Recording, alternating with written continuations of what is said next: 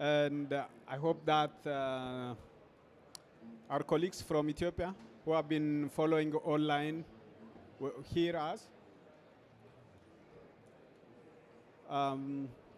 Lulu or Ato Ababu, can I confirm that you are listening?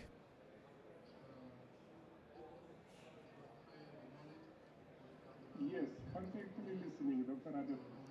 Yeah, that is very good. My name is Adefris, Mr. Andreas, and also Ms. Yane. You are Joan, very welcome. Today we have Mr. Andreas Rogerson with us. He is the director for Norway International Climate and Forest Initiative, Ministry of Climate and Environment. And we have also a senior representative from UNDP, Joan, with us. And we have also Mr. Abbas with us, the head of the Ethiopian delegation to COP27 here in Sharm. Welcome to the Ethiopian side event, which is going to present the key results of the REDD investment program supported by the government of Norway and implemented over the last 5 years in Ethiopia. We are going to share with our stakeholders and also the donors the key results of that implementation, that program. And also we wanted to briefly share the key results of the Green Legacy Initiative of Ethiopia led by the Prime Minister of the country. So finally we have going to have a very short documentary again summarizing the key results and the processes of the Green Legacy Initiative. And now I would like to invite Mr. Abbas, the head of the Ethiopian delegation here in Egypt, to give an opening remark, and then we will follow with the keynote speech by Mr. Andreas, and then by a keynote speech by a top representative, a high-level representative of UNDP. Mr. Abbas.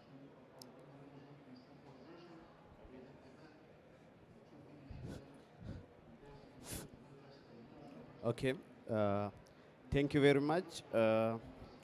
Dear honorable invited guests, ladies and gentlemen, I would like to take this opportunity to thank you all for accepting our invitation and coming to our side event.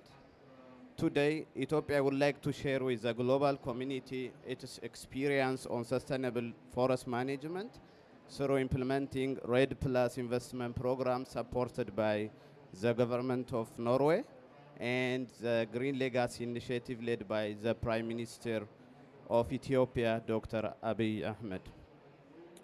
Dear honorable invited guests, ladies and gentlemen, climate change and land degradation are the two major threats posing unprecedented challenges on Ethiopia's efforts to ensure sustainable development. Climate change has been causing irreparable damage to our infrastructure, increased loss of the biodiversity, intensified poverty, and triggered youth migration, among others. Loss of critical ecosystem because of land degradation has become a serious problem for Ethiopia, but also affects sustainable flow of water to the neighboring countries. Ethiopia has been implementing different policies and strategies to mitigate of and adapt to the impact of climate and land degradation. The Climate Resilient Green Economic Strategy launched at COP11 and has been implemented since then. Ethiopia has also prepared a very ambitious national determined contribution aligned with the long-term 1.5 degrees Celsius target of Paris Agreement. Further, at COP27, Ethiopia has launched its long-term low-emission development and climate resilient strategy that aims to decarbonize Ethiopia's development path towards net zero emission by 2050. Distinguished delegates, ladies and gentlemen, Ethiopia has signed a partnership agreement with the government of Norway to implement a flagship program on forest conservation. There are also different other initiatives supported by other countries, such as Germany, United Kingdom of Britain, Sweden, and development partners, including UNDP. The REDD Plus investment program has been achieving substantial results, putting several hectares of forests under sustainable land scheme and supporting the transformation of forest sector. The government of Ethiopia very much acknowledges and thankful for the generous support you have been providing to the forest sector of Ethiopia, and we hope this support will be maintained and expanded so that we will continue putting more forests under sustainable management scheme. In 2019, the government of Ethiopia has embarked in another large-scale landscape restoration campaign called Green Legacy Initiative. Our Green Legacy Initiative aimed at to plant 20 billion seedlings in 4 years. It has surpassed its target, and in June 2022, the Prime Minister has declared the launching of Green Legacy Phase 2. Forest conservation and landscape restoration efforts in Ethiopia are registering massive results, creating several thousand of green jobs for the youth and women. Deforestation has been reduced significantly, whereas the Green Legacy Initiative will remove several millions of tons of carbon dioxide from the atmosphere in the years to come. Ethiopia has been trying all its best to motivate the Horn African countries to strengthen their efforts to manage their forests and restore degraded landscapes. Excellencies, distinguished delegates, Ethiopia is a big country. Despite the massive forest management intervention going on, there are still millions of forests not yet brought under sustainable management scheme. These forests are known for their rich carbon and biodiversity and hence need to be substantially managed. There are millions of hectares of degraded land that need to be urgently restored. Hence, the government of Ethiopia call upon the international community, particularly those of you who joined us today, to strengthen your support so that we will be able to scale up our best practices. The government assure you transparent, effective, and efficient utilization of mobilized resources, while also increasing resources for forest management from our treasury.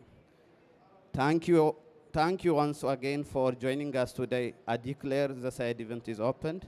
I thank you.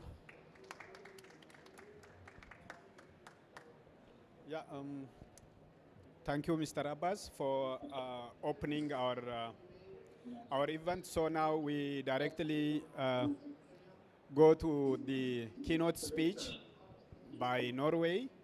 I mean, the largest donor and supporter of the sustainable forest management in Ethiopia, particularly implementing REDD investment program. Mr. Andreas, you're welcome, and the floor is yours. Thank you so much.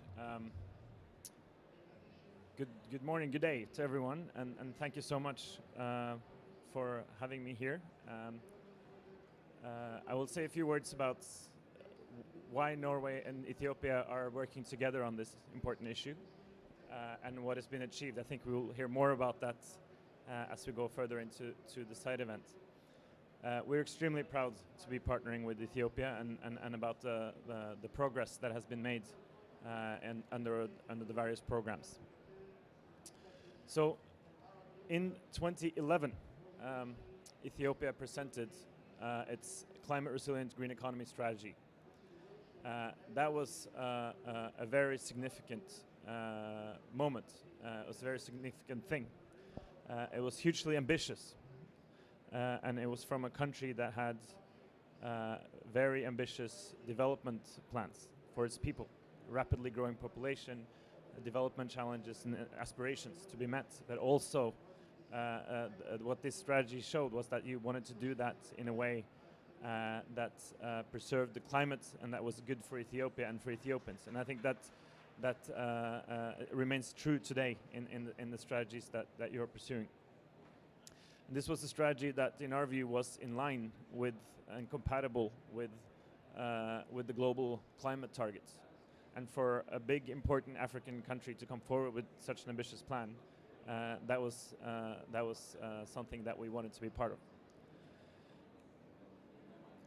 And of course, Ethiopia had contributions beyond Ethiopia in the climate negotiations in the region, and that in itself was also important to support.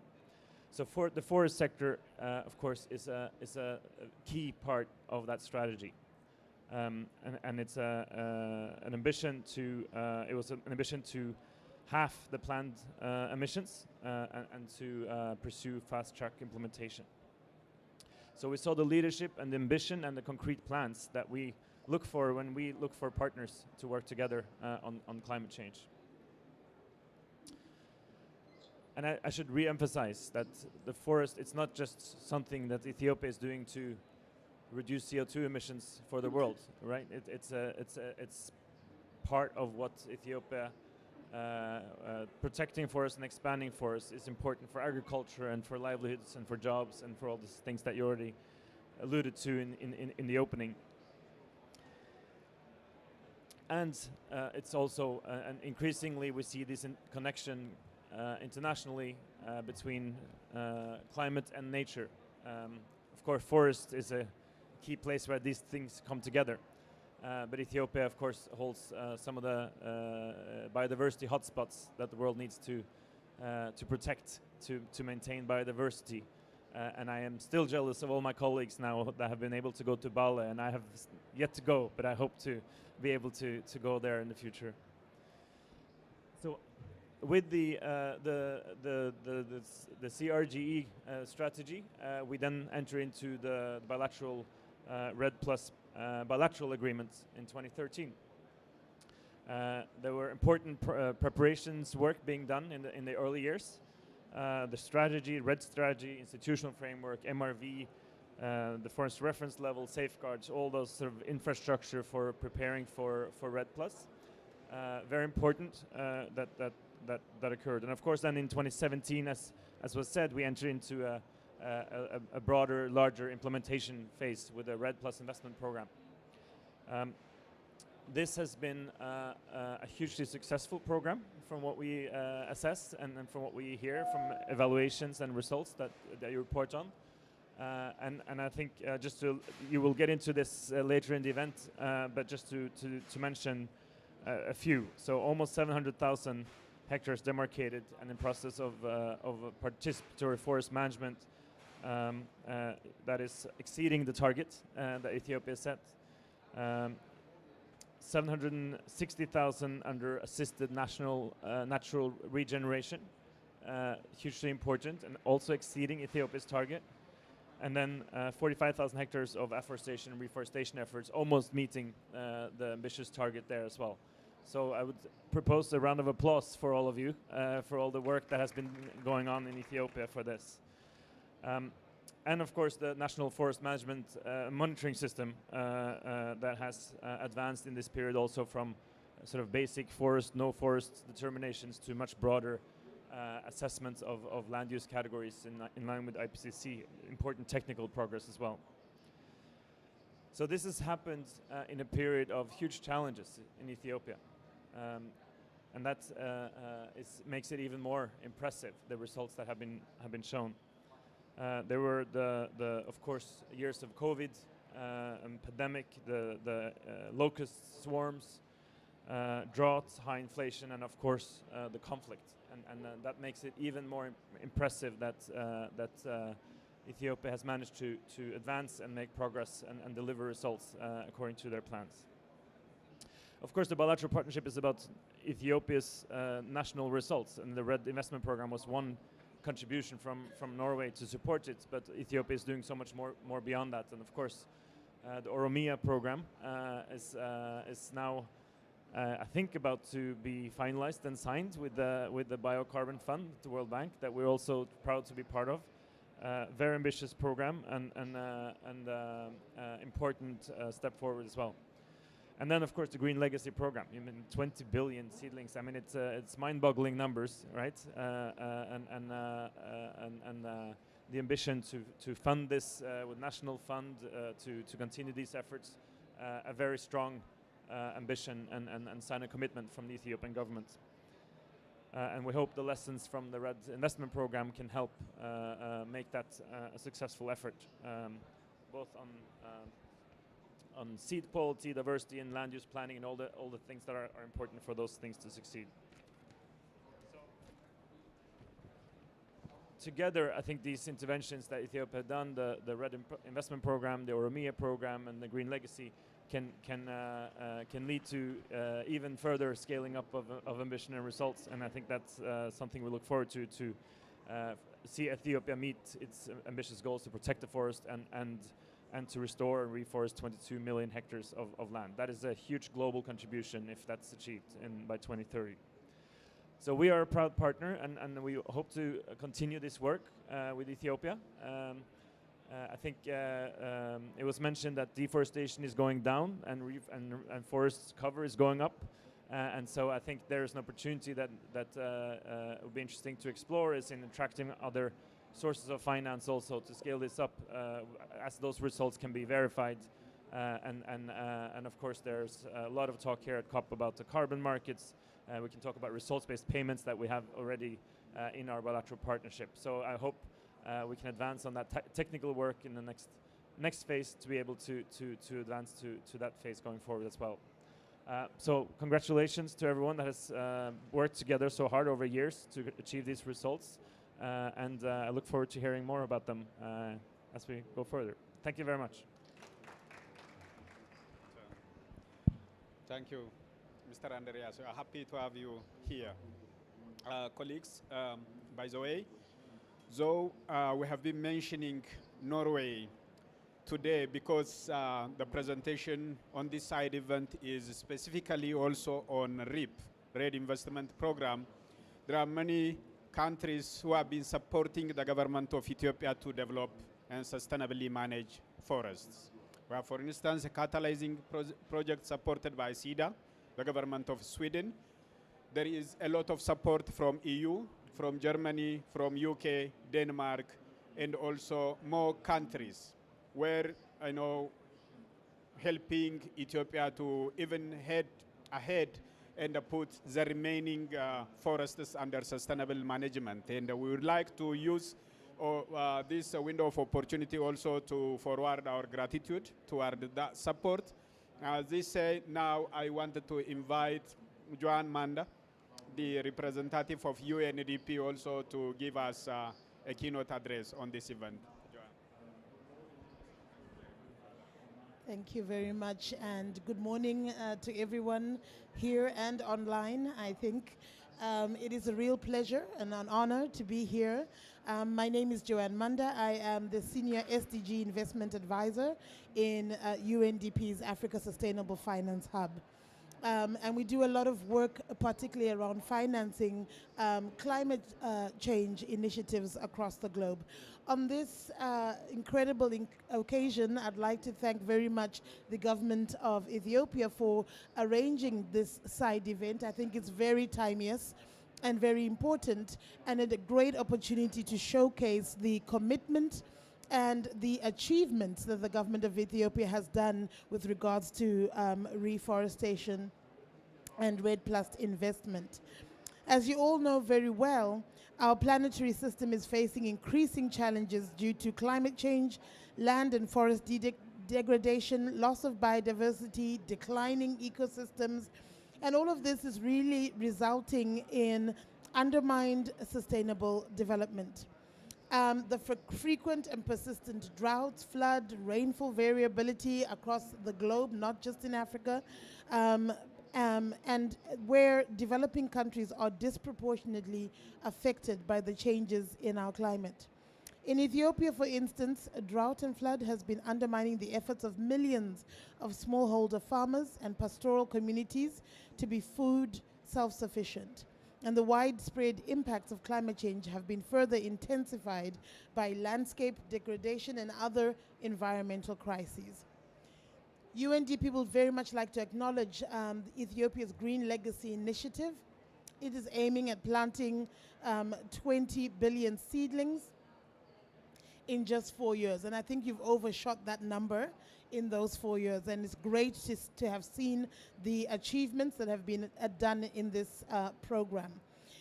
Restoring millions of hectares of degraded landscape, combating desertification, and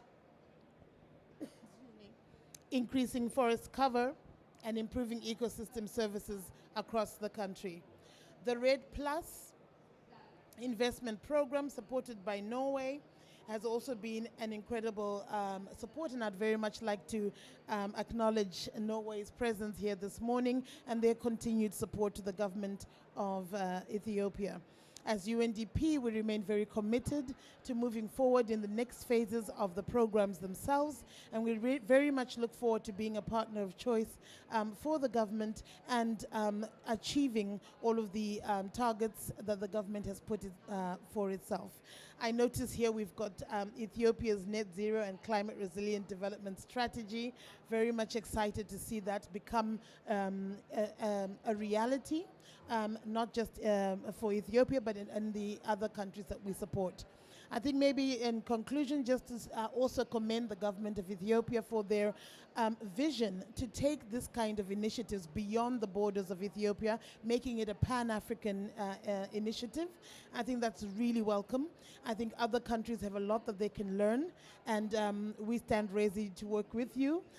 Thank you so much. And on those words, let me just say, Amaseginalo. Thank you.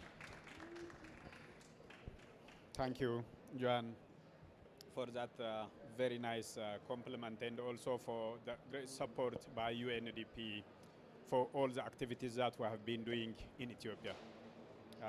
Now, for the interest of time, because Mr. Andreas has to go quickly, so that I will invite Dr. Ethiopia-Moges, the REDD Secretariat, to briefly present the key results of REDD investment program. Thank you. Good morning or good afternoon for those who are participating online. My name is Ethiopia-Moges. I am the National REDD Plus Program Coordinator. So I will be presenting you on the overview of REDD investment program implementation in Ethiopia. The title actually is a step toward the sustainable forest management. We are not really in a stage where we can practice sustainable forest management yet. We are in the construction development phase. We have really, degraded land. Even forests are not that healthy yet, except the ones in the south, of course, where we invest. So really, it's a phased program that we are really intending to implement over the longer term. What you see in the background is actually a tree from Gambela. It's an Nigeria frederis here. It's a timber tree, but in our natural forest, no timber is allowed to be cut. So it's a big one.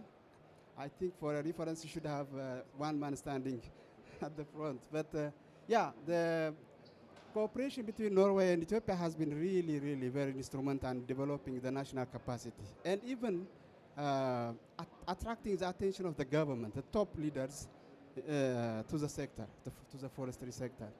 So this will be what I will be presenting you, background information about Ethiopia, the sector, and so on. And then, of course, most of the time will be invested on the REDD investment program. And finally, some messages. Well, when you talk about Ethiopia, from the, the conventional scientific perspective, we know that modern humans have emerged from modern-day Ethiopia. Of course, therefore, Ethiopia is homeland to human race, and we are all Ethiopian family. I think this really makes me very, very, happy. We are one. We have been somewhere, and we have dispersed across the globe, and now we are trying to cooperate, as one family, and that is really meaningful. So we are in the East Africa, and Ethiopia is, of course, it's a big country. And when people talk about Ethiopia doesn't have forest, it amazes me, because we have 17 million hectares of forest.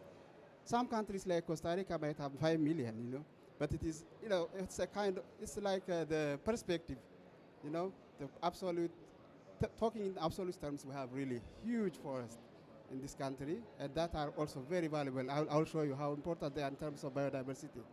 Population is huge, 12th in the world actually. So, biodiversity resources of Ethiopia are really of global significance.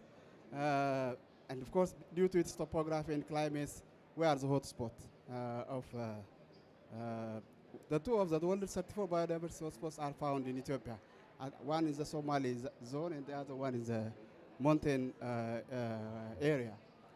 So what Norway and Ethiopia are partnering is really saving the carbon and biodiversity forests in southwest Ethiopia, which are home to Arabica coffee. I think everyone had some coffee today. So I think this is where you find really the wild populations of Arabica coffee. And of course, these forests are water tower, supply water for the whole region. You know, Egypt is also getting 90 or plus % of the waters from the Ethiopian highlands. So as a mountainous country, of course, forest cover is critically important, really. We have diversity of things. You know, this is tree from northwest Ethiopia. It's the incense tree. You have also conifera. You have a number of really, you know, you have also thickets of acacia and Somali. These are also really important carbon vegetation. We have indigenous species like wali ibex, and coffee, of course, is a very important element of our forests ecosystems. Just a bit about forestry sector. Like I said, we have 15.5% of our land covered by forest. The value of forest in terms of, you know, its economy, excluding the industry portion, the lumber and other non-timber forest products contribute 4% to the GDP, and the public value is really, you know, UNDP had a study and they put it at 6 to 7%, really. But I think that's excluding water, yeah? Only forage and so on. So very important, forestry sector is a major sector for the delivery of climate mitigation. Over 85% of Ethiopia's NDC is mitigation pledges from forestry. So if there is no forestry support, I don't think we can deliver on NDC. So potential of the sector for growth and expansion is very high in terms of job creation, carbon storage, sequestration, trade, recreation, etc. But you know, our forests are really like pressurized because we have really poor people. Over 80% are rural, and we're putting a lot of pressure on this forest resource because first they depend on land for agricultural production, so they are always really trying to encroach or, you know, cut a piece of forest to really produce food. And the other one is over 90%, of course, of the energy resources biomass, which is more or less totally dependent on our forest resources. This is really what is really degrading them, deforesting them from time to time. But I think the trend has now changed towards really reduced pressure because of our effort, cooperative effort on REDD Plus and forestry. Yes, so when we chose intervention area for conservation, we had this Mackenzie's analysis on potential blocks of forest in Ethiopia. So there are 6 blocks, and we wanted really to cover first the C and the D. D is actually is taken care of by the OFLP, Oromia Forest Landscape Program. C is actually handled by both REDD Investment Program and OFLP. And these are really biodiversity and carbon-rich forests, the so-called moist mountain forest zones. We have also in Somali, you have in Hararge, you have in the northern part where the western escarpment of the Rift Valley is more or less covered by juniper trees, you know, coniferous trees. These are really potential. And we have a lot of lowland forest in western lowlands, the Combretum terminalia. It has been really exposed to commercial agriculture in the past, but now the pressure is gradually changing because of the policy change by the new regime. So we are working here. So how did we plan to really invest this REDD investment that is provided by Norway?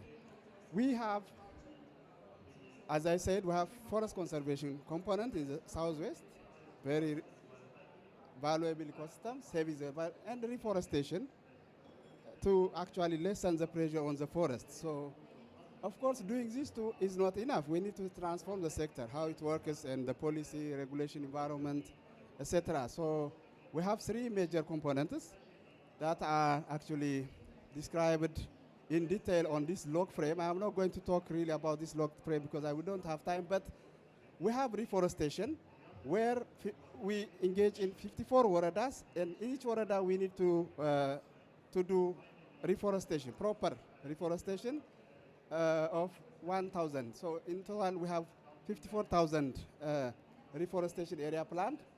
We have the REDD, the forest conservation, which is about 3.8% of the total Ethiopian forest, 660,000. And we have also livelihood activities and the transformation components of this program. I'll come on each of them regarding the summary of results that we have achieved. Let me start with the summary of forest conservation activities. 670,000 hectares of forests in Southwest are put under participatory forest management. These are the forests you see, and if you zoom in, that's what you find. These are this area has been allocated to 331 community-based cooperatives for joint management with the government. And capacity building to national, regional, local stakeholders has been built. And over 72,000 direct beneficiaries have been actually reached out in terms of livelihood support in this component. And 52 new central nurseries have been established. You know, we need to really also promote reforestation while doing the conservation. Otherwise, you know, the fuel, the construction would demand continues to increase. So we need to have really new forests created. Just to give you an idea, actually, Mr. Andreas I would like to have your attention here. PFM process is a very long process. It takes about, even to establish the system, it takes about 1.5 to 2 years. And in order to mature, it needs another 5 years plus, maybe more. So, really, you start with site selection, you discuss with, you know, administration, local administration, talk to the, you know, Kabyle assembly, you know, and then, you know, do a stakeholder analysis, etc. And you go for demarcation and resource assessment and developing a number of documents, legal and technical documents, and eventually you get a certificate to have this legal entity for management. So, of course, technically these are the steps that we go through. So it's really not an easy task. It's a very long, laborious process, and it really requires time. What I would like to say here is that we have been with you for 5 years, but even for maturing, one phase of PFM requires like 7 years plus. It's actually international standard, so we are yet really, you know, building the system. So livelihoods activities are really a lot. We have invested a lot on agriculture, improved seeds, you know, on apiculture, poultry, fruit production, indigenous forest development, energy, a number of them. You see, our sites, intervention sites have been visited by high-level people like the climate envoy of Norway, and of course our councillor at the embassy of Norway in Addis Ababa. Yes, this is really beautiful rural development intervention. We have like 17 types of new rural development activities that are supporting the lives of people. If you don't really support them, actually, you know, just you know, asking them to do the conservation is not enough, really. It's not sustainable. So we are really investing some money and time in order to, of course, the forestry activity, the plantation activity is part of that. And a very important thing is that we are, you know, in the past, spices are these forests are very rich in spices, aframomum and like black pepper. But they were hunted from the forest. But now we brought them into intensive cultivation through agroforestry system. That is really transformative. So this is a kind of production they are getting from a small piece of land. You know, they don't have to go and, you know, compete with monkeys for these spices, you see. We have done that. It's really very transformative. Now, AR, of course, we have reforestation, proper plantation development, and restoration of degraded lands through natural succession. And here also, really, we have produced, we have covered 757,000 plus hectares of ANR and 45,000 AR, short rotation forestry. And of course, in some places, we have to do soil and water conservation because it's very stony. You don't have water in the environment, so you need to really capture those. And over 200,000 direct beneficiaries have been reached out during the implementation of this component. Well, they talk the same. Just to show you some pictures, how landscapes are really changing over time, yeah, in the restoration. Maybe this slide is interesting because it talks about CO2 absorption. Yeah, due to our effort, of course, we had checked really how much carbon is being accumulated so far, and until 2022, I think we have like 80 million tons of CO2 equivalent absorbed by the ANR sites because of Ethiopian natural vegetation succession actually accumulates biomass of 3 tons per hectare per year. Carbon, 3 tons of carbon, which is 10 tons of CO2. So with that assumption and the calculation of WRI equations, we have produced such graphs. It's really huge, significant carbon is being absorbed in the system.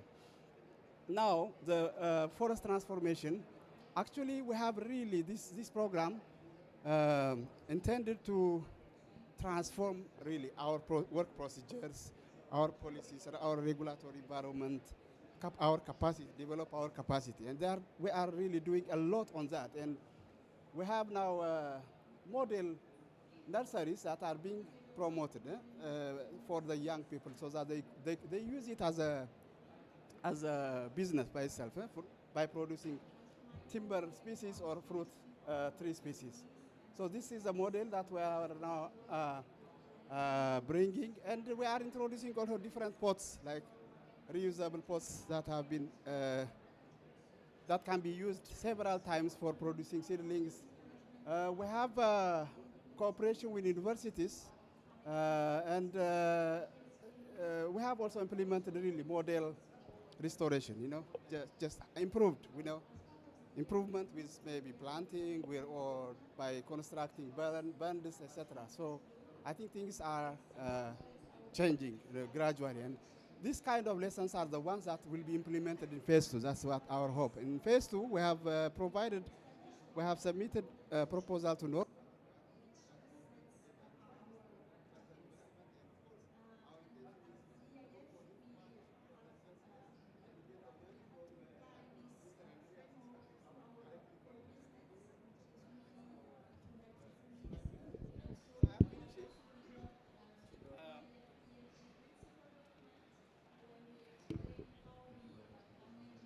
So I am finishing. I think these are really the kind of things that we are doing in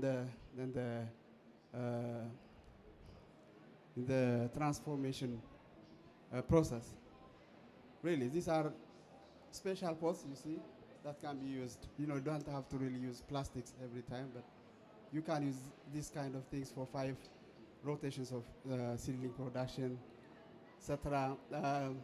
Partnership, really, we are partnering with university, research system, a number of NGOs, etc., for really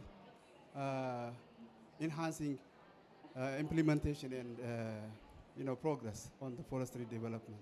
Capacity building, we are really developing proposals for 2 different organizations so that we get more money. We are expecting that Norway is really trying to coordinate donors to come on board to support Ethiopia's GLI and REDD+. We are really appreciative of that, and we hope some donors will be interested to join hands and really intensify our efforts. So take home, saving forest of Ethiopia is equivalent to saving biodiversity of global significance.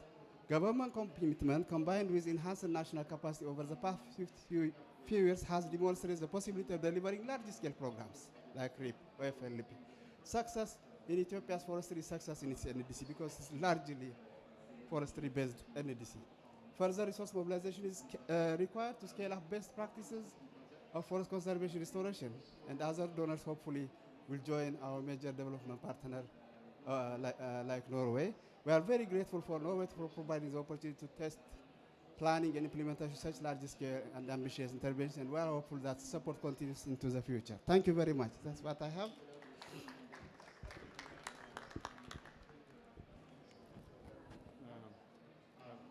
Andrea, do you have to go? Yeah, yeah. Thank you very much. Thank you. Thank you for the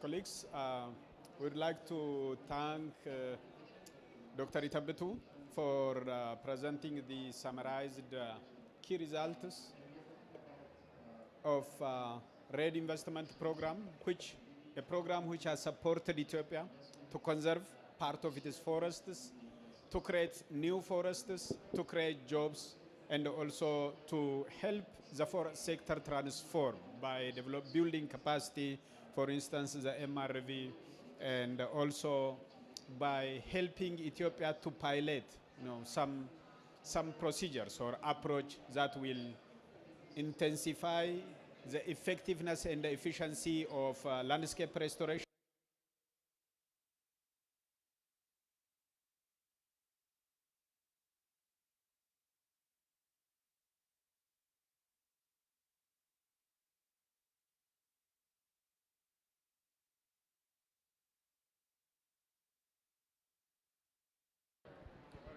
Yeah.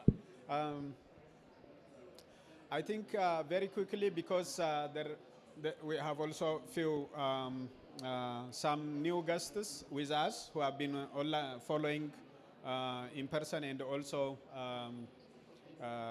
remote, that we wanted to once again present the Green Legacy Initiative of Ethiopia, which is also a very important initiative for Ethiopia.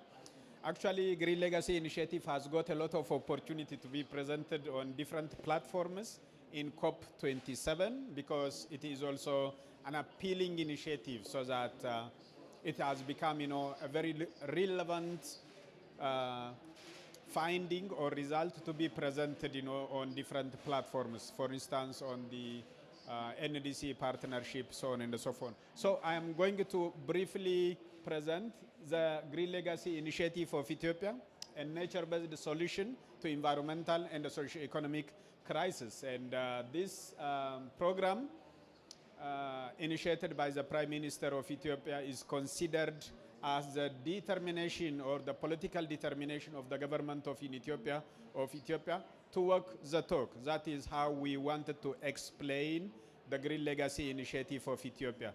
This is our determination that show Ethiopia's, invested interest to intervene what has been, discourse when it comes to the fight against climate change.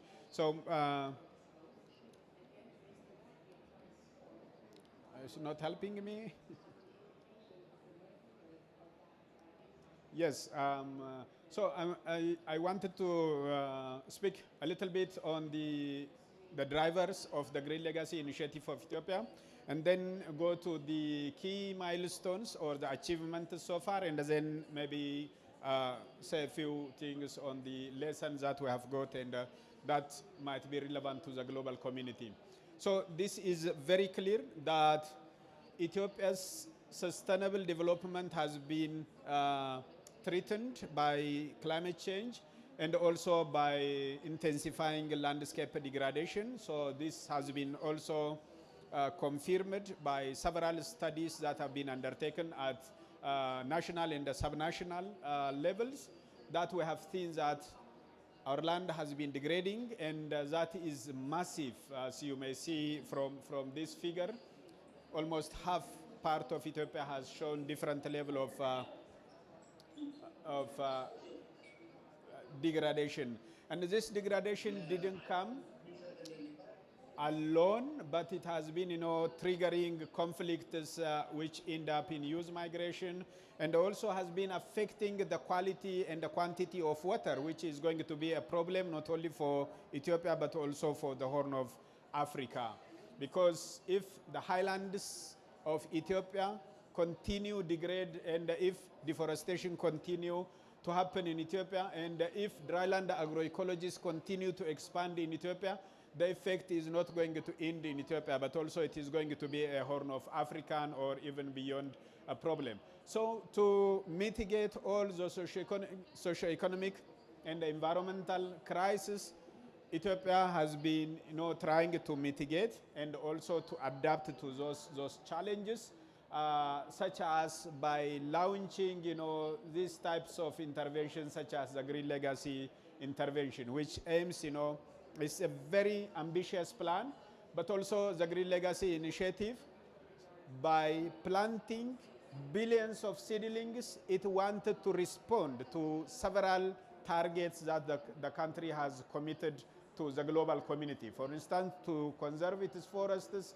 to increase its tree cover, and also to restore critical ecosystems, and by doing that, contribute to decarbonize the economic path of the country now and in the future. So if we do that through landscape management, Ethiopia aims to minimize conflicts and the migration of youths.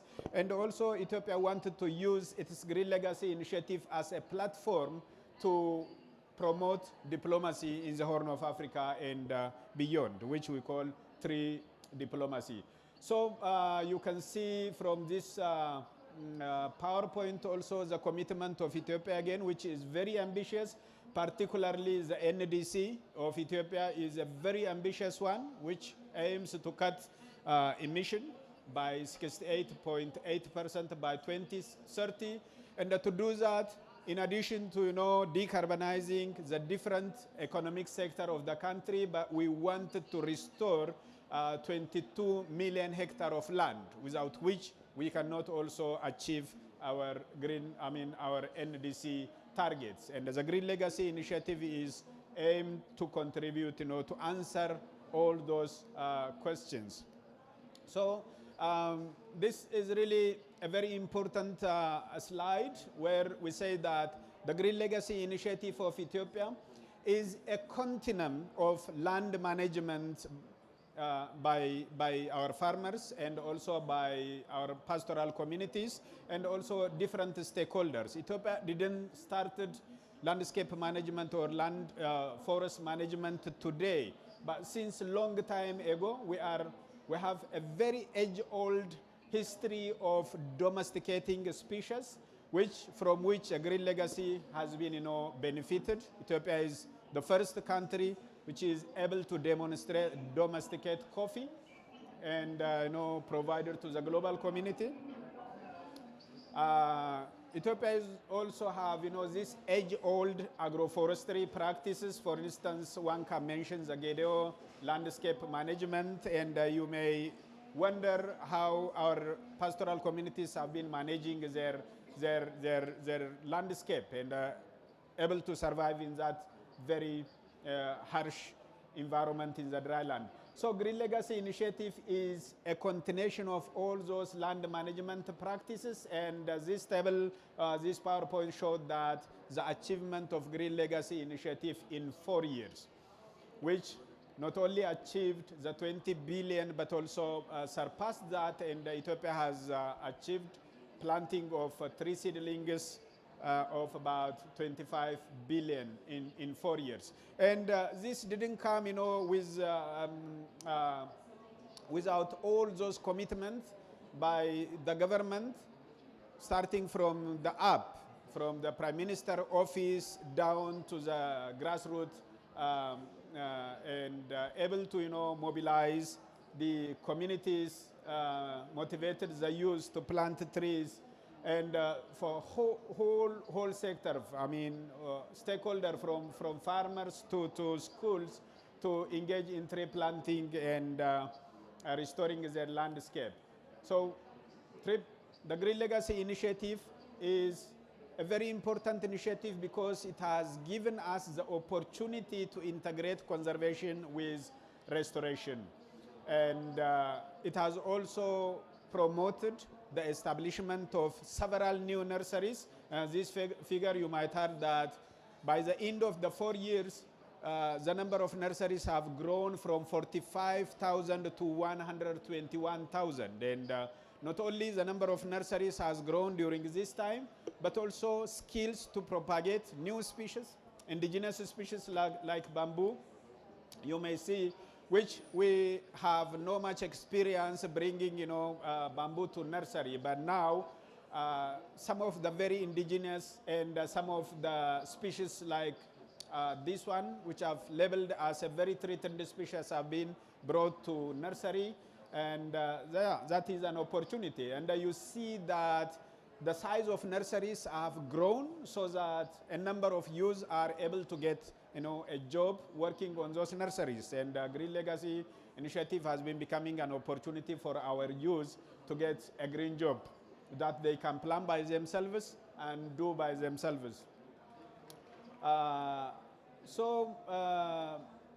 You may also see that Green Legacy Initiative has been contributing to a food security initiative of the country by increasing the number of edible fruit trees on the farmscapes. So this is an avocado, for instance, a grafted avocado, which has been raised over the last 4 years in millions and been distributed to the farming communities. And some of the farmers have able to even collect, their first fruits.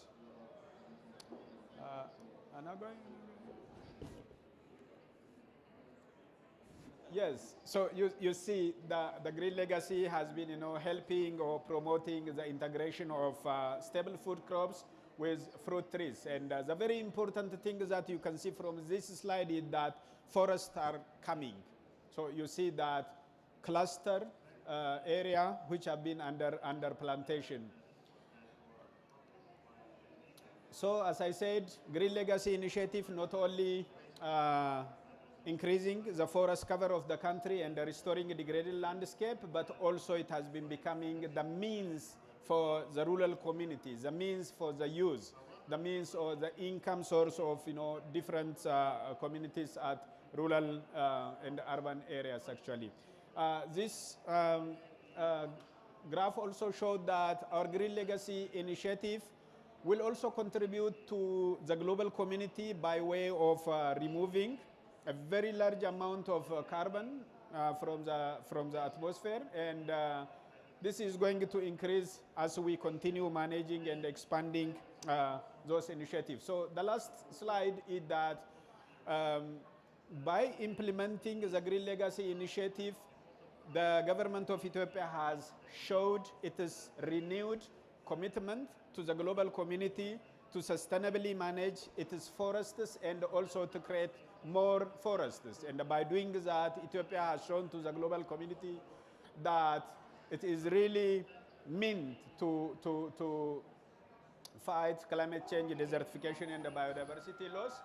And Green Legacy Initiative are gradually evolving to lead or to step up the economy of the country to a circular bioeconomy concept by creating jobs, ensuring or contributing to food security and socio-economic developments actually. And the Green Legacy is also a means for us to translocate the burden on the remaining natural forest so that it is also our tool to conserve the remaining forests. So if the farmers get more biomass around their household or homestead, then it will release the natural forest. So it is a means to decarbonize the economy of the country. So tree-based land management is going to be, a pillar. Actually, it is identified as the first pillar on the long-term low carbon or net zero carbon development strategy of the country, so that a green legacy is also considered as a means to establish a long-term multi-stakeholder partnership in Ethiopia, including with the global community and a donor like UNDP. And the government of Ethiopia is keen to make its Green Legacy initiative a Pan-African initiative, actually. And we have been already sharing some seedlings and germplasm with neighboring countries, and we want our neighboring countries to do same, so that Africa, particularly the Horn of Africa, will no more be the sign of desertification, drought, conflict, migration, and so forth. So with trees, that this landscape can be become more green and more productive. And thank you very much. That is what we want to share with this presentation. Maybe if you still wanted to listen to this very short documentary that summarizes my poor presentation on Green Legacy Initiative, that is going to be even more good one and a summarized one. And yeah, thank you very much, and I leave you there.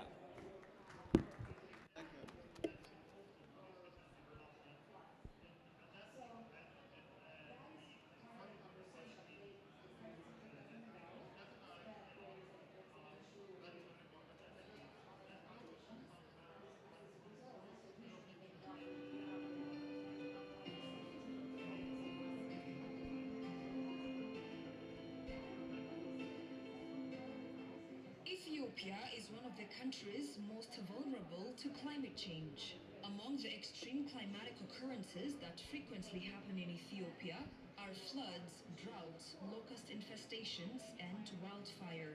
Increasing rainfall variability has been undermining the agriculture and other production sectors. This change has also been affecting water supply in Ethiopia. The amount of forest cover in Ethiopia has declined at an alarming rate, resulting in declining ecosystem services and goods, making people to struggle over the means of subsistence. In a nation whose grain-fed agriculture supports 85% of the population, this is unsustainable as it undermines food security and increases unemployment, which in turn intensifies youth migration. Despite environmental challenges, Ethiopia has made significant progress by adopting a green development strategy. Ethiopia's climate resilient green economy strategy, which has sustainable development at its core, was introduced in 2011. As part of its efforts to achieve green and sustainable growth, the government of Ethiopia launched the Green Legacy Initiative in 2019 with the goal of planting 20 billion seedlings over a 4-year period. The initiative aims to mitigate the negative consequences of land degradation, climate change, and preserve Ethiopia's biodiversity by reducing deforestation of remaining forest. Ethiopians have responded by flocking to sward in their millions every year. High-ranking government figures crowd to over muddy ground to shovel dirt and plant seedlings. Legislators, ministers, regional presidents, ambassadors, and experts have taken their time coordinating and participating. Along with ordinary Ethiopians, a number of international organizations, members of the diplomatic and business community have participated in the tree planting campaign. In 2019, a notable record-breaking 353 million seedlings were planted in a single day. Contribution to food security is one of the objectives of the initiative. In 2022 alone, more than 500 million seedlings that have premium values in local and international markets were planted. By the end of the fourth year, Ethiopia had effectively rallied on average 20 million individuals annually across the nation to plant about 25 billion seedlings. Ethiopia also provided seedlings to its neighbors as part of the initiative to promote regional efforts for a greener Africa. This reforestation program is helping to achieve the goals of the international environmental agendas, including the Agenda 2063, the Africa we want, the post-2020 biodiversity framework, the targets on land restoration, the Paris Agreement on climate change, the UN Decade on ecosystem restoration, and the New York Declaration, among others. The Green Legacy Initiative, which aims to decarbonize the economy, demonstrates Ethiopia's commitment to comprehensively addressing the global concerns of climate change, desertification, and loss of biodiversity, among others. It has been learned that nature-based solutions like the Green Legacy Initiative can play a significant role in enhancing land productivity and food security by restoring ecosystem services.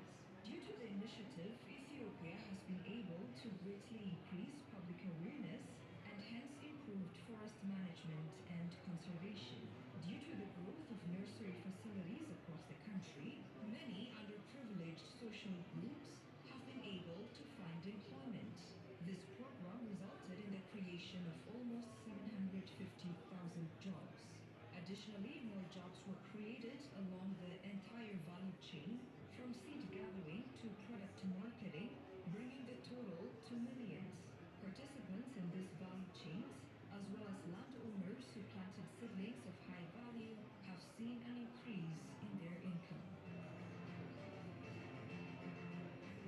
Despite its enormous successes, the initial phase of the Green Legacy Initiative was not without difficulties. The initiative is ambitious, but making the legacy more effective and efficient was undermined by scarcity of finance. Planting trees is only the first stage. The cost of protecting and managing the seedlings is just as expensive as the cost of the initiative. The effort to focus on indigenous species that are more difficult to cultivate need to be supported by technology. Ethiopia's Prime Minister, His Excellency Abiy Ahmed, has announced the beginning of the second phase of the Ethiopian Green Legacy Initiative following the conclusion of the first phase. Lack of finance and technology being its major barrier to its effective and efficient implementation, we appeal to the international community to support the second phase of the initiative financially and technologically.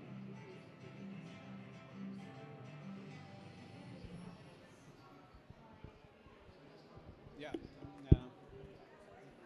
I think that is a good one, and thank you very much. And but if there are, I mean, like some, yeah, if there are some questions, or if anybody wanted to intervene, we still have some minutes, so that I will give an opportunity also to the online followers.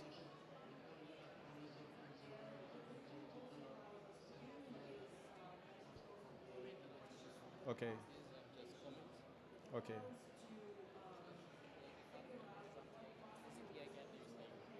Okay. So I don't see any raised hands. Yes. What I see on the right corner of the computer is the comments mainly.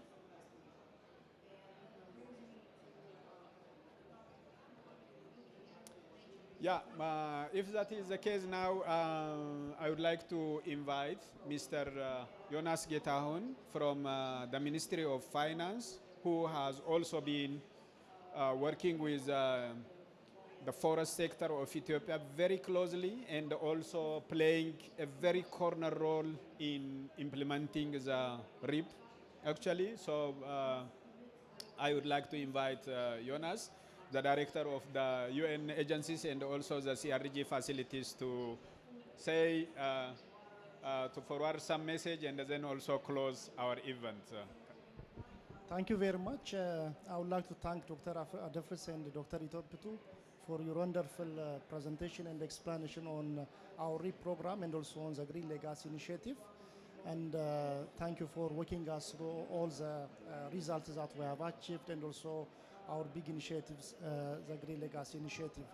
So as we heard in the morning, in this morning, we saw that we have been doing a lot, and also we have achieved a lot in terms of in afforestation and also covering forest, all the degraded landscapes. All those initiatives require a lot of investment. As we know, Ethiopia also have been doing very well, even if we have scarce resource. But through the involvement of the public and also the engagement with the private sector, the local government, regional governments, and also the federal governments have been putting in place the available scarce resource in supporting the forest sector. So this is one key element that we have been doing. And also one thing that worth mentioning is that very recently the federal government is also putting in place a special fund to sustainably support the Green Legacy Initiative and also to have a meaningful result in reducing deforestation and also to cover the forests on those degraded landscapes. So this initiative will strengthen the ongoing initiatives that we have and also to have a sustainable result on the ground. I would like this opportunity to thank all our development partners. In addition to what we are doing currently, they have been supporting us, all bilateral and also multilateral partners. Especially the government of Norway have been at the forefront and also putting not only resources and also supporting us technically and also have been with us for the last many years. I appreciate the presence of Mr. Andrea from the Norway Embassy and also the senior representative from UNDP who have been with us this morning, and we are very much privileged to have them.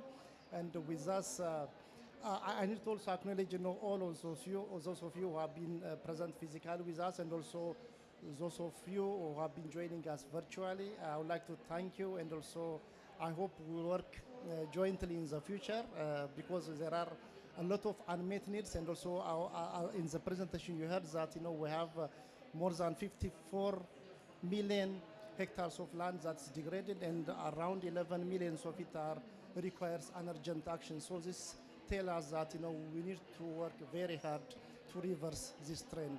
So for that, I hope we will work strongly and also jointly in the future. And lastly, I would like to thank you, and our meeting is adjourned. Thank you very much. Thank you. Thank you.